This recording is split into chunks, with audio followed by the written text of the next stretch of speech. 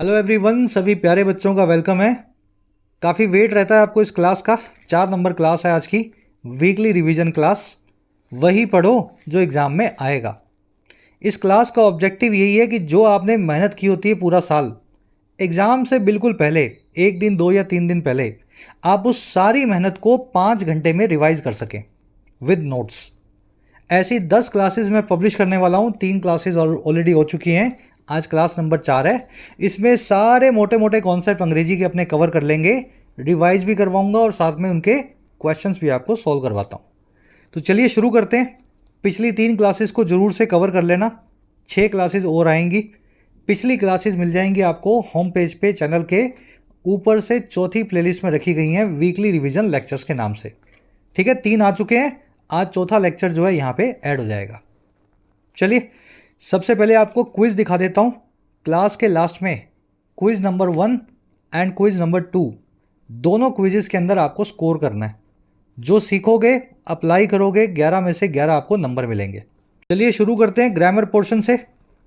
एक like they देना video को, एक शेयर देना, नए बच्चे चैनल को सब्सक्राइब करना। 5 मिनट की क्लास में आप फील करेंगे कि इस गहराई से शायद किसी पेड कोर्स में भी आपको नहीं पढ़ाया जा रहा। कुछ नया या अलग करने की कोशिश कर रहे हैं। आपके प्यार से ही हम इस चीज़ को कंटिन्यू कर पाएंगे। चलो, फर्स्ट कॉन्सेप्ट ये कहता है, जब भी आपको देयर किसी क्लोज की बिगिनिंग में मिल जाए, या यूं कह दें आसान भाषा में किसी सेंटेंस की बिगिनिंग में मिल जाए, तो देयर जो है ना, इसके ऊपर मत जाना। ये सब्जेक्ट का काम नहीं कर रहा होता। सब्जेक्ट जो है वर्ब के बाद में कहीं रखा होता है और वर्ब उसी सब्जेक्ट के हिसाब से आएगी। देयर से उसका कोई भी कनेक्शन नहीं होगा। चलो आसान भाषा में समझाता हूँ। Once upon a time there was या were a king. Once upon a time का मतलब है एक बार की बात है। तो एक बार की बात है, देयर वॉज या वर अ किंग, एक राजा हुआ करता था। और वैसे ही एक सेंटेंस ये बनाए, once upon a time there was या वर 2 ट्राइब्स। एक बार की बात है, 2 जनजातियां हुआ करती थी, 2 ट्राइब्स हुआ करती थी, है ना। जंगल में रहने वाले जो लोग होते हैं, ट्राइबल्स। तो 2 ट्राइब्स या 2 कबीले हुआ करते थे। फर्स्ट केस में भी देयर है, सेकंड केस में भी देयर है, लेकिन फर्स्ट सेंटेंस में आप यूज़ करेंगे वॉज का, सेकंड सेंटेंस में आप यूज़ करेंगे वर का। ऐसा क्यों हुआ? क्योंकि वॉज या वर जो लगाना है ये देयर डिसाइड नहीं करेगा। देयर तो डमी सब्जेक्ट है, क्लोज की शुरू में आ रहा है। देख रहे हो, कॉमा के बाद क्लोज शुरू हुआ, उसके शुरू में आया। वॉज या वर डिसाइड होगा बाद में रखी गई वर्ब के हिसाब से, वर्ब बाद में रखे हुए नाउन के हिसाब से। यहाँ पे नाउन है किंग जो कि सिंगुलर है, और सब्जेक्ट सिंगुलर होने पे वर्ब सिंगुलर होती है, वॉज लेगा। यहाँ पे नाउन है ट्राइब्स जो कि प्लूरल है, और सब्जेक्ट प्लूरल होने की वजह से वर्ब लगेगी प्लूरल। समझ गए? तो देयर आपको गुमराह करता है, इसकी वॉज वर से कोई कनेक्शन नहीं होता। जो भी वर्ब लगी होती है उस वर्ब के बाद आने वाले सब्जेक्ट के हिसाब से होती है। फ्री के नंबर हैं ये कॉन्सेप्ट जिसको आता है 1 नंबर मुफ्त में आप बना लोगे जहां भी आपको ये दिखेगा। चलिए लास्ट क्वेश्चन को कभी सभी खुद सॉल्व करेंगे। 5 सेकंड 10 सेकंड मैं आपको दे रहा हूं, आराम से वीडियो को पॉज करो। The WHO says that there have या has not been such a global pandemic in recent memory। WHO ऐसा कहता है कि ऐसी कोई भी ग्लोबल पैंडमिक नहीं रही है, वैश्विक महामारी नहीं रही है हमारी रीसेंट मेमोरी में या रीसेंट हिस्ट्री में। पिछले 50-100 सालों में ऐसी कोई भी पैंडमिक को हमने नहीं देखा है।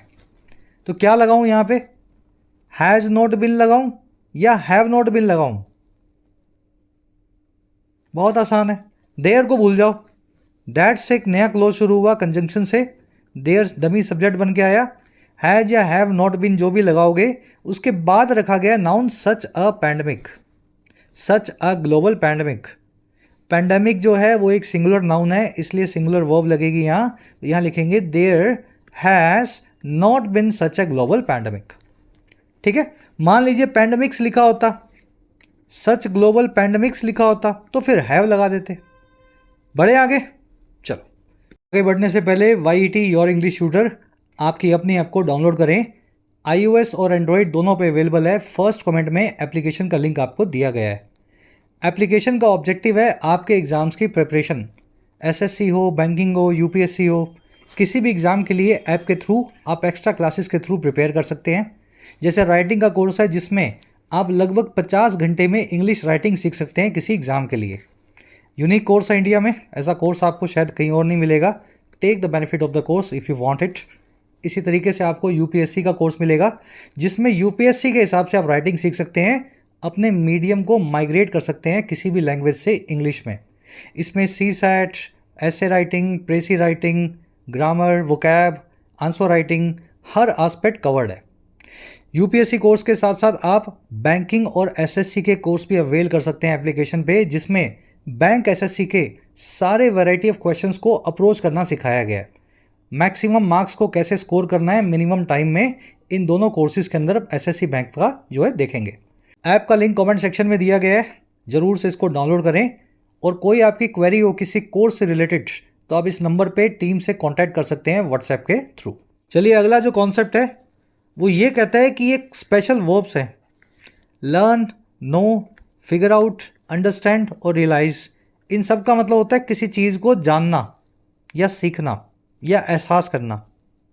और teach, explain, describe, show, demonstrate या इलस्ट्रेट, इन सभी का मतलब होता है किसी चीज़ को समझाना, सिखाना या बताना। समझ गए ना? तो ऊपर वाली जो वर्ब्स हैं वो है समझने के लिए और नीचे वाली वर्ब्स है समझाने के लिए।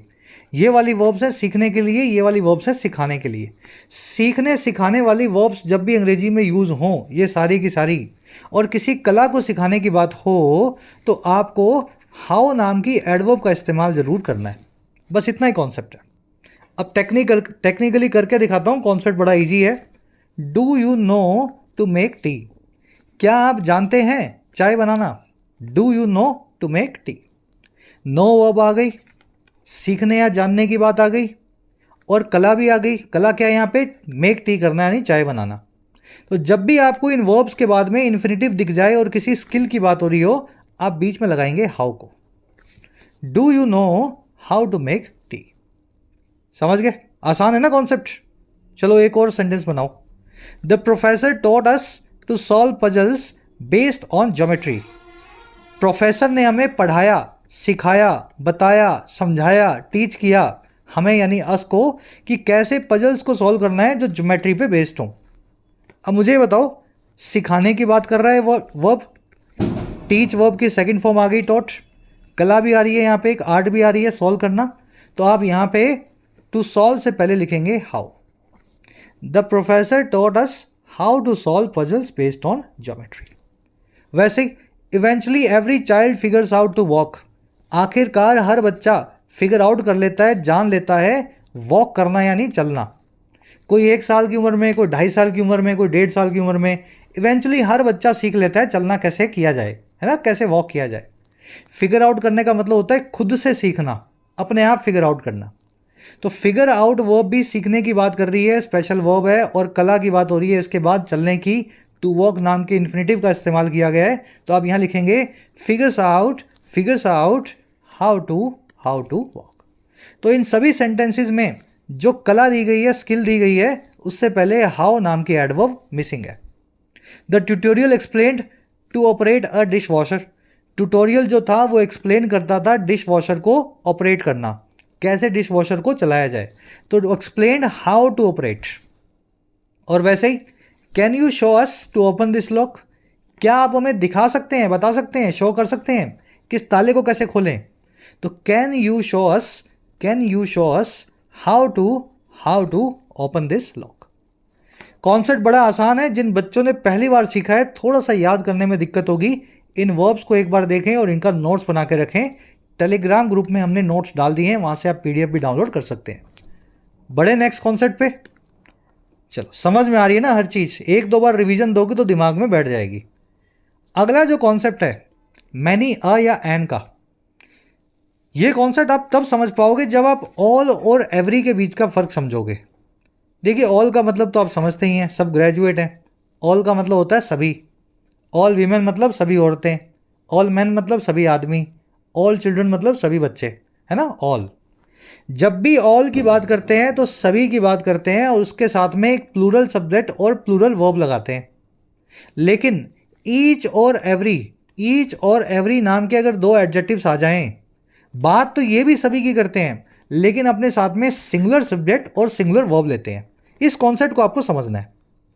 All students have clear the exam, सभी बच्चों ने एग्जाम्स को क्लियर कर लिया है। तो ऑल साथ में प्लूरल नाउन स्टूडेंट्स, साथ में plural verb have cleared. Sentence बिल्कुल सही है। लेकिन ये सेंटेंस देखो, each every students have clear the exam. Each या एवरी का मतलब है हर एक।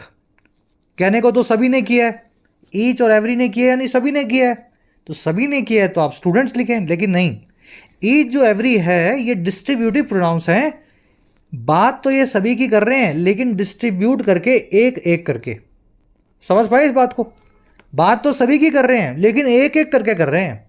जब ये एक एक वाला मीनिंग रखते हैं इसलिए इनके बाद में सभी वाला मीनिंग आने के बावजूद प्लूरल नाउन नहीं आता है, प्लूरल सब्जेक्ट और प्लूरल वर्ब नहीं आती है।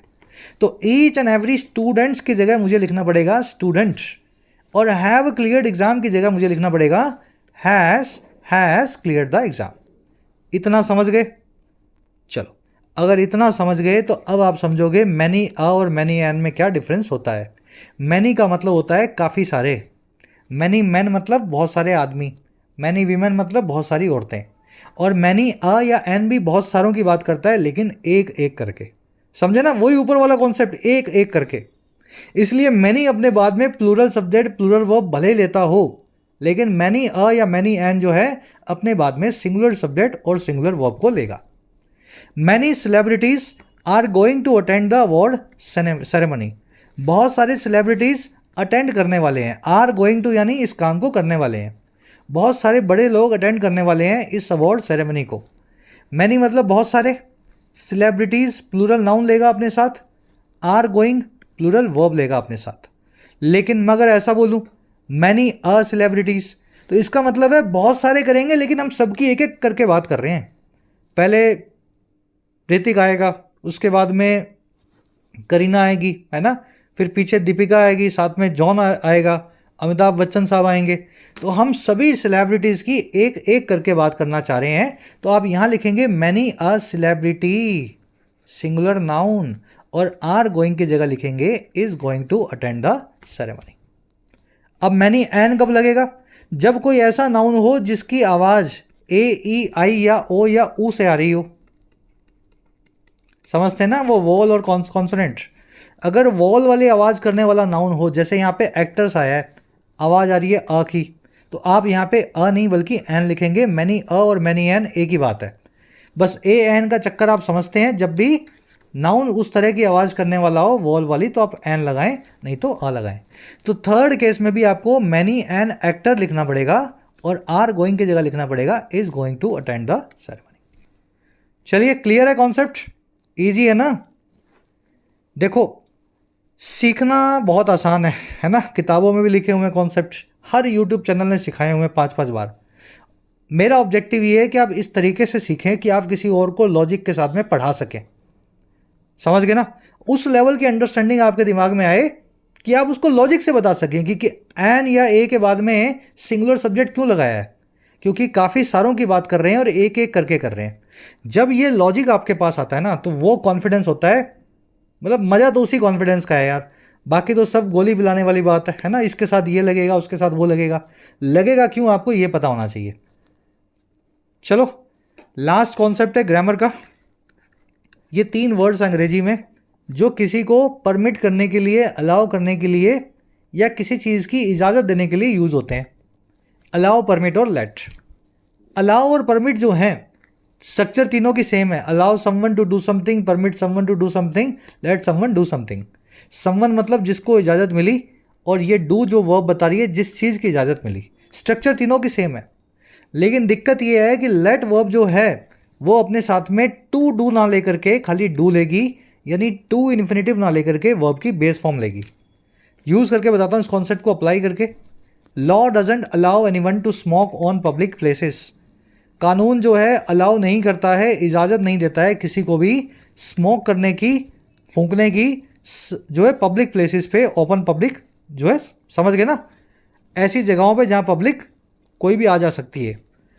अलाउ वर्ब है, जिसको अलाउ किया गया है उसको उसके बाद लिखा गया है, समवन की जगह एनीवन लिखा गया है, और काम जो है वो है स्मोक करने का, तो टू स्मोक लिखा गया है।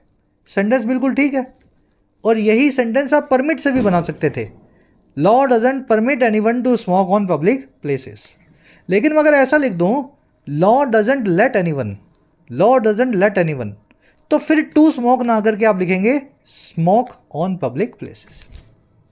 समझे मेरी बात को? Law doesn't let anyone smoke on public places, यहां पे टू का इस्तेमाल नहीं होगा। लेट वर्ब जो है अपने आगे का टू इन्फिनेटिव निकाल देती है। बहुत सिंपल कॉन्सेप्ट है। अब इस कॉन्सेप्ट में थोड़ा और गहरे उतरते हैं। यही काम आप पैसिव में भी कर सकते हैं, लेकिन लेट वर्ब अंग्रेजी में पैसिव नहीं बनाती। तो मान लीजिए सेंटेंस ऐसा है, children should not be allowed या permitted to watch violent movies. बच्चों को अलाउ नहीं किया जाना चाहिए, should not be allowed passive में। बच्चों को इजाज़त नहीं देनी चाहिए वायलेंट मूवीज़ देखने की, हिंसक मूवीज़ को देखने की। तो अलाउड परमिटेड के साथ में टू वॉच लिखा गया है, लेकिन इस सेंटेंस को आप लेट के साथ बना ही नहीं सकते, इट इज़ नॉट पॉसिबल। ठीक है? लेट वर्ब को जब भी पैसिव बनाना हो, एक्टिव पैसिव का क्वेश्चन आए, तो आप उसको अलाउ में चेंज करें, है ना। लेट को जब पैसिव बना रहे हैं तो लिख दें children should not be allowed to watch. ठीक है? तो ये कॉन्सेप्ट भी आपको याद रखना है, let verb doesn't make passive. चलिए, ये हो गया आपके ग्रामर का पोर्शन। ग्रामर के ऊपर एक छोटा सा क्विज मैंने बनाया है, जिसमें 5 एरर्स आपको मिलेंगी। जो आपने सीखा है उसी को यहाँ पे अप्लाई करना। क्लास के लास्ट में इसको सॉल्व करवाता हूँ, ठीक है? एक ट्राई आप इसको अभी दे लो, वीडियो को पॉज कर लो। 3 एरर्स नीचे वाले में है, 2 एरर्स ऊपर वाले में है। मैं वोकैब वाला पोर्शन कवर करवाता हूँ आपको, छोटा सा ही है 10 मिनट का। उसके बाद अपने ग्रामर और वोकैब दोनों का क्विज जो है सॉल्व कर लेंगे इसी क्लास के दौरान। चलो बढ़े आगे। जिन बच्चों को एरर्स मिल गई हो कमेंट्स में डालना, मुझे बड़ी खुशी होती है अगर आप आगे बढ़ करके इनिशिएटिव लेते हैं, है ना। टीचर को हमेशा वही बच्चा प्यारा होता है जिसको टीचर एक बताए और वो 3 सीखने की कोशिश करे। ऐसे बच्चे टीचर की आंख के तारे होते हैं। चलो फ्रेजल वर्ब्स और इडियम्स देख लेते हैं पिछले वीक की सारी।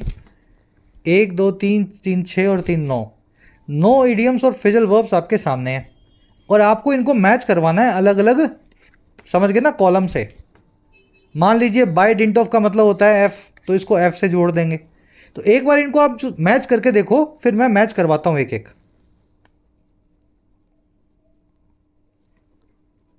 खुद से ट्राई देना, वीडियो को पॉज करो। मैं यहां रुकूंगा नहीं, 1-1.5 मिनट खराब नहीं करूंगा। आप खुद से अपनी वीडियो को पॉज करके ट्राई दो। यहां से शुरू करता हूं, ठीक है। एक सरकार जो मिलिट्री के द्वारा चलाई जाए, ऐसी सरकार को बोलते हैं स्ट्रेटोक्रेसी। ठीक है? स्ट्रेटो का मतलब होता है मिलिट्री, ऐसा समझ लो। क्रेसी का मतलब होता है रूल या गवर्नमेंट। तो गवर्नमेंट रन बाय मिलिट्री। अच्छा, मिलिट्री के द्वारा ना चलाई जाए, मान लीजिए कोई ऐसी सरकार हो जिसको अमीर लोग चलाएं, वेल्दी पीपल चलाएं, तो उसको क्या बोलते हैं? उसको बोलते हैं प्लूटोक्रेसी। याद है ना? ऐसी सरकार जिसको बड़े लोग चलाएं, कुलीन लोग चलाएं, खानदानी लोग चलाएं, उसको क्या बोलते हैं? उसको बोलते हैं एरिस्टोक्रेसी। तो आज प्लूटोक्रेसी, ऑटोक्रेसी और ये जो है अरिस्टोक्रेसी ना पूछ के मैंने आपसे स्ट्रेटोक्रेसी पूछा, ठीक है? ए बन जाएगा।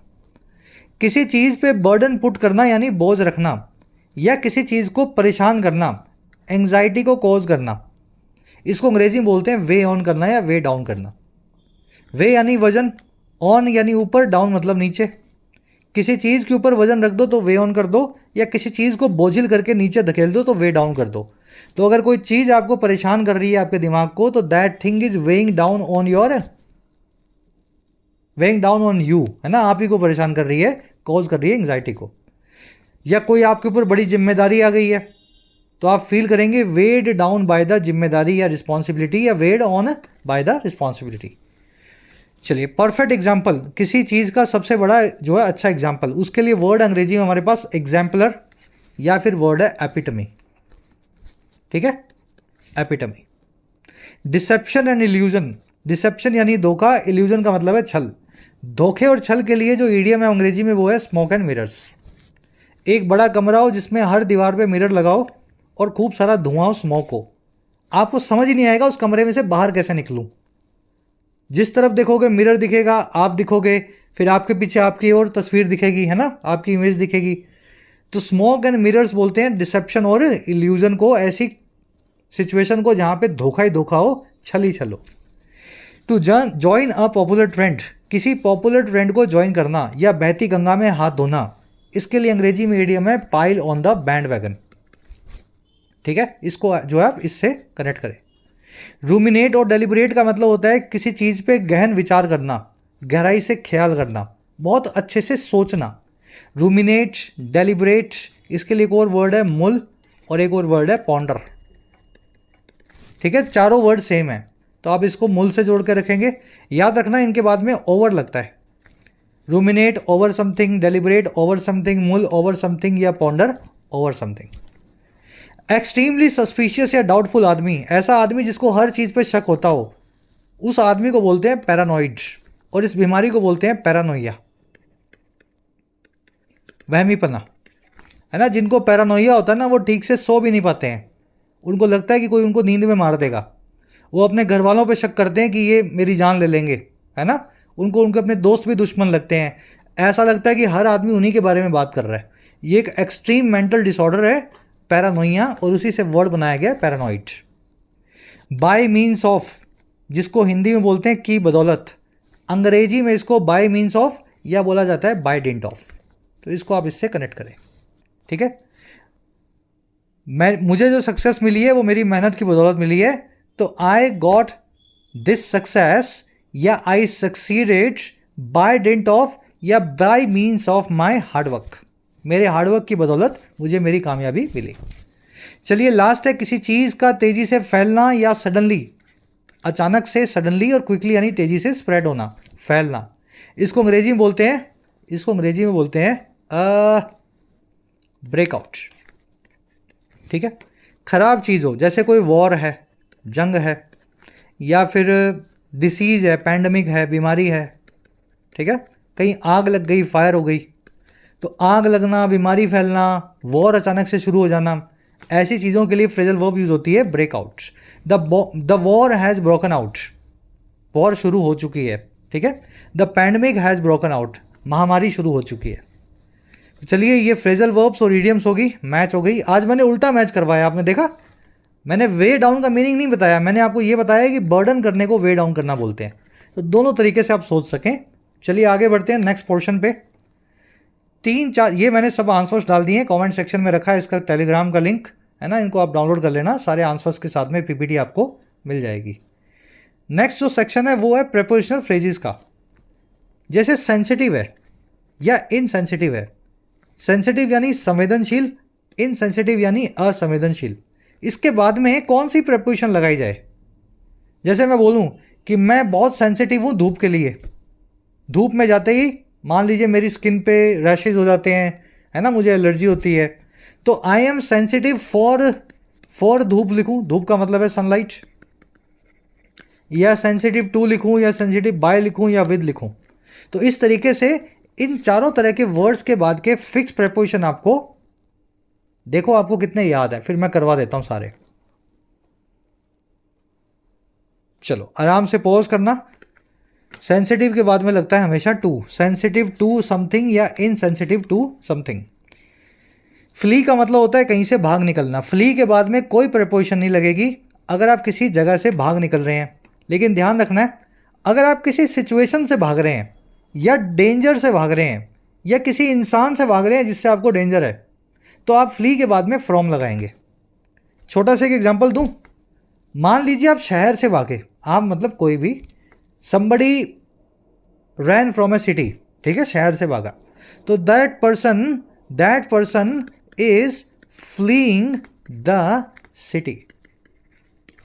वो आदमी शहर से भाग रहा है, fleeing the city।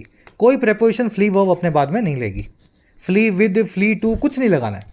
लेकिन मान लीजिए कोई आदमी जंग से भाग रहा है, somebody is fleeing the war, ठीक है, या बैटल ग्राउंड से भाग रहा है, जंग के मैदान से भाग रहा है, या फायर से भाग रहा है, बिल्डिंग से भाग रहा है जिसमें आग लगी हुई है। ऐसी कोई भी चीज़ या सिचुएशन जिसमें कोई डेंजर हो, तो वहाँ पे आप फ्ली के बाद में फ्रॉम लगाते हैं। थोड़ा गहरा कॉन्सेप्ट है लेकिन आसान है, जिसको कॉन्सेप्ट जिसको पता लग गया उसको दिमाग में बैठाना आसान है। अगर समझ नहीं आया, बस वही गहराई आपको परेशान करती है। ठीक है, तो flee from the war, flee from the battleground, flee from a burning building. और वैसे कहीं से किसी जगह से आप भागे नॉर्मल वे में तो फ्ली द सिटी। तो नो प्रेपोजिशन भी आता है और फ्रॉम भी आता है अगर डेंजरस सिचुएशन हो। चलिए अगला जो वर्ड है वो एक्सीड। एक्सीड का मतलब होता है किसी चीज़ को मान लेना मजबूरन, और इसको डिफ़र करना भी बोलते हैं। जैसे आपसे बच्चा जिद कर रहा है चॉकलेट की, आपने बोला नहीं खिलाऊंगा, आखिरकार आपको चॉकलेट खिलानी पड़ी, उसकी चॉकलेट की बात को मानना पड़ा। तो you acceded to the demand of the child, आपने मान लिया या घुटने टेक दिया डिमांड के सामने बच्चे की, या you deferred to the demand of the child, आपने मान लिया बच्चे की डिमांड को। तो टू प्रेपोजिशन फिक्स्ड है, जिस भी चीज़ के सामने आप मजबूरन घुटने टेकेंगे। चलिए अगली जो वर्ड है वो है बाउंड। बाउंड एक एडजेक्टिव है। बाउंड के बाद में फॉर लगता है अगर आप किसी चीज़ किसी जगह के लिए किसी जगह की तरफ आप जो है जा रहे हो। हिंदी में बोलते हैं अग्रसर होना। अग्रसर होना, अग्रसर होना, बहुत बच्चे हिंदी जो नहीं समझते उनका अग्रसर होने का मतलब है किसी डायरेक्शन में आप जो है जा रहे हैं।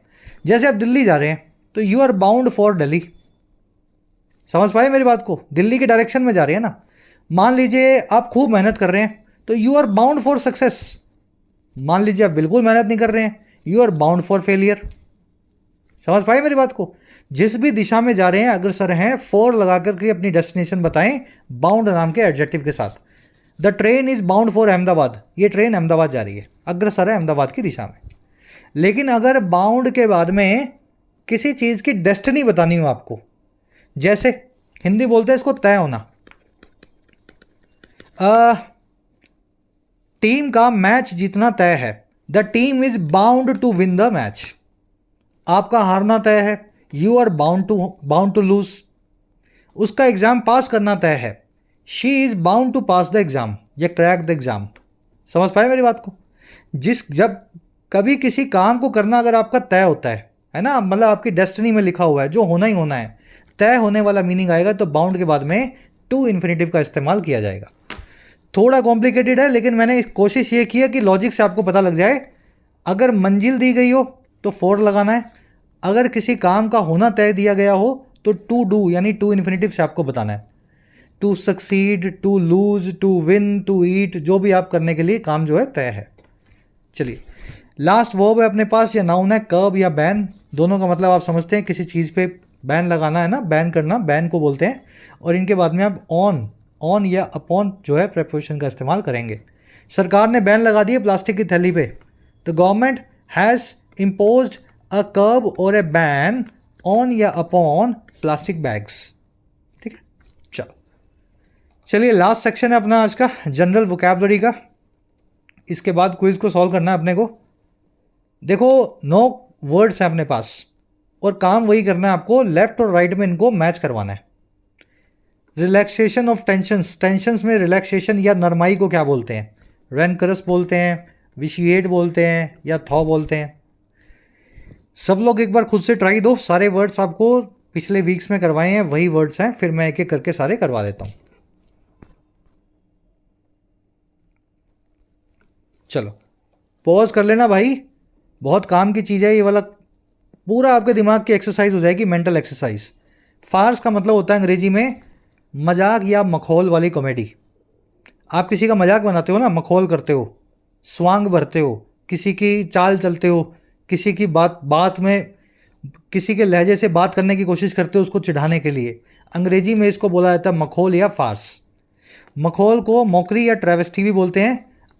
ई जो है ना, ई ये इससे ए से कनेक्ट होगा, ठीक है। फार्स। शॉविनिस्ट कौन होता है?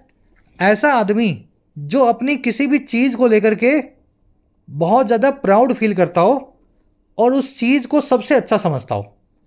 यानी कोई आदमी जो अपने रिलीजन के लिए बहुत प्राउड फील करता हो और उसके दिमाग में बाकी सभी रिलीजन के लोग पागल हों। कोई आदमी अपने नेशन से बहुत प्यार करता हो और उसके दिमाग में आसपास के सारे लोग जो किसी और नेशन से बिलोंग करते हैं वो उसके दुश्मन हो। समझ पाए मेरी बात को? ऐसे आदमी को बोलते हैं अंग्रेजी में chauvinist. A person with extreme prejudice, एक आदमी जिसमें एक्सट्रीम प्रेजुडिस है अपने से जुड़ी हुई चीज़ों के लिए। मेरी जाति सबसे अच्छी, मेरा धर्म सबसे अच्छा, मेरा परिवार सबसे अच्छा, मेरा देश सबसे अच्छा, बाकी सभी मूर्ख हैं। ठीक है, नेगेटिव वर्ड है शॉविनिस्ट। शॉविनिस्ट को आप जिंगोइस्ट भी बोलते हैं अगर शॉविनिस्ट देशभक्त हो जाए। एक्सट्रीम देशभक्ति करने वाले पैट्रियोटिक आदमी को बोलते हैं जिंगोइस्ट। मरने मारने को तैयार हो जाए, बाकी सब जो है कंट्री वाले उसके लिए पागल हो, मेरा देश सबसे महान। ठीक है, और शॉविनिस्ट को आप बोलते हैं सेक्सिस्ट। सेक्सिस्ट, जब कोई आदमी अपने सेक्स के लिए, अपने जेंडर के लिए जो है शॉविनिज्म फील करने लगे।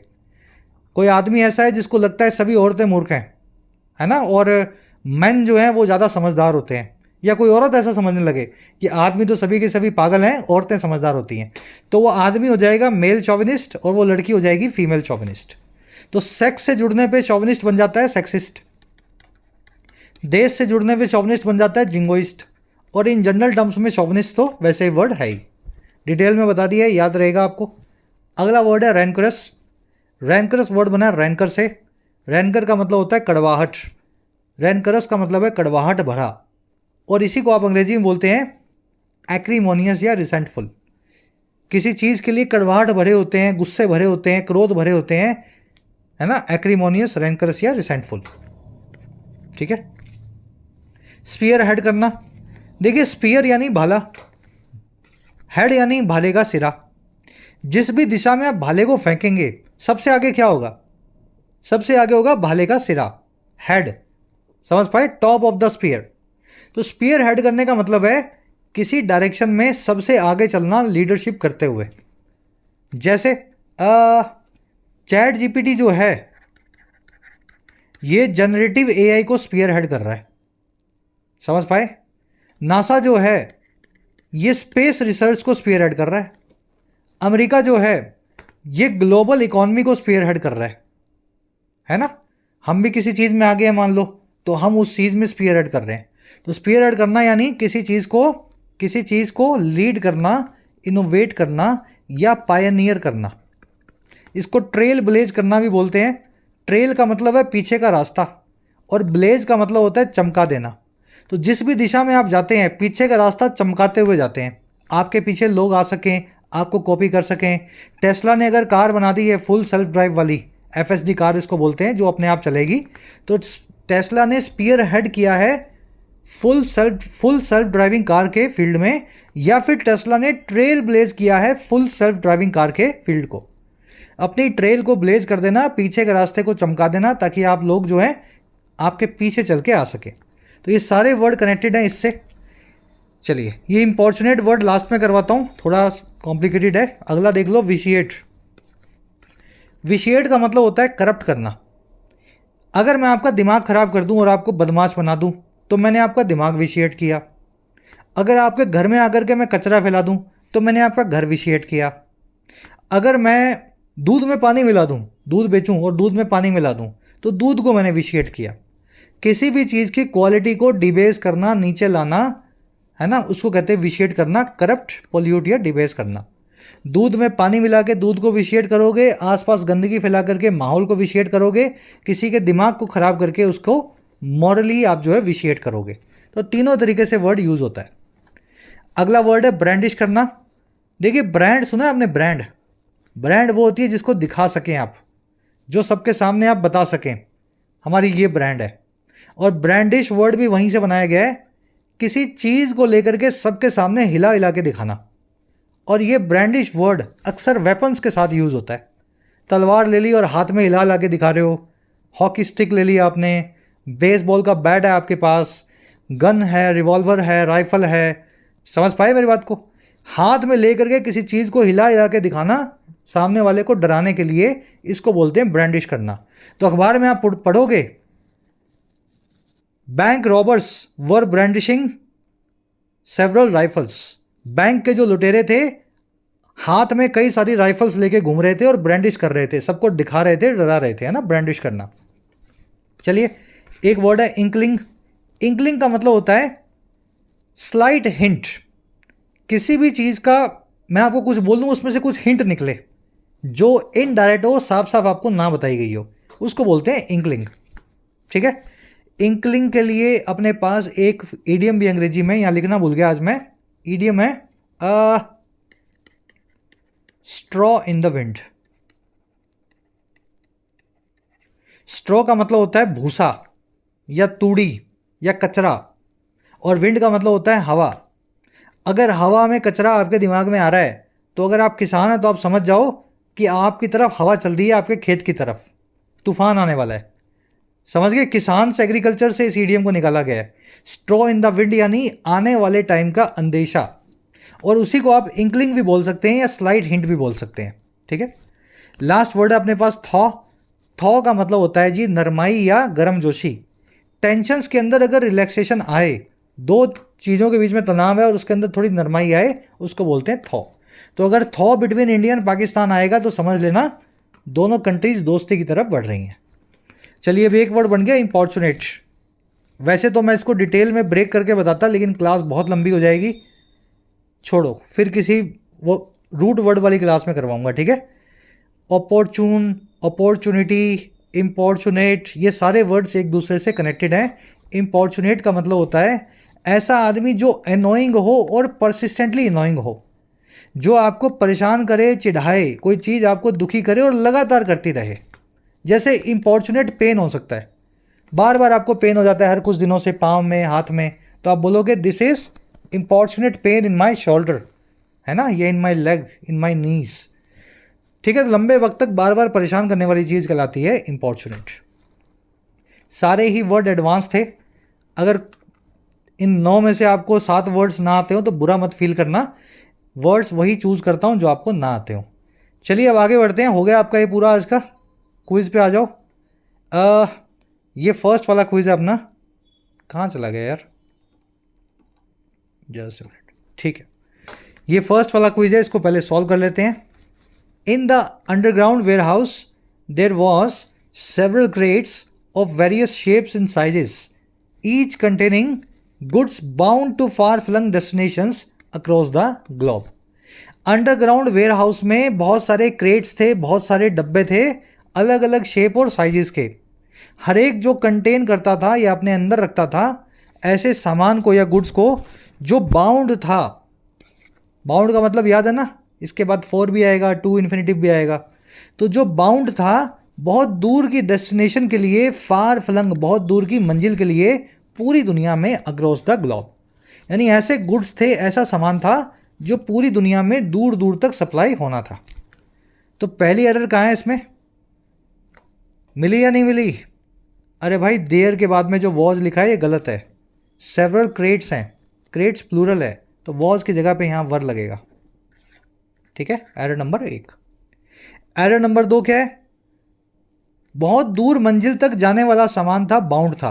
तो जब किसी दिशा में अग्रसर होते हैं, किसी डायरेक्शन में आप मूव कर रहे होते हैं, प्रोसीड कर रहे होते हैं, तो आप 2 इन्फिनेटिव ना लगा करके, वैसे इन्फिनेटिव तो यहाँ है ही नहीं, 2 के बाद में वर्ब भी नहीं आ रही, तो आप यहाँ पे 4 लगाएं।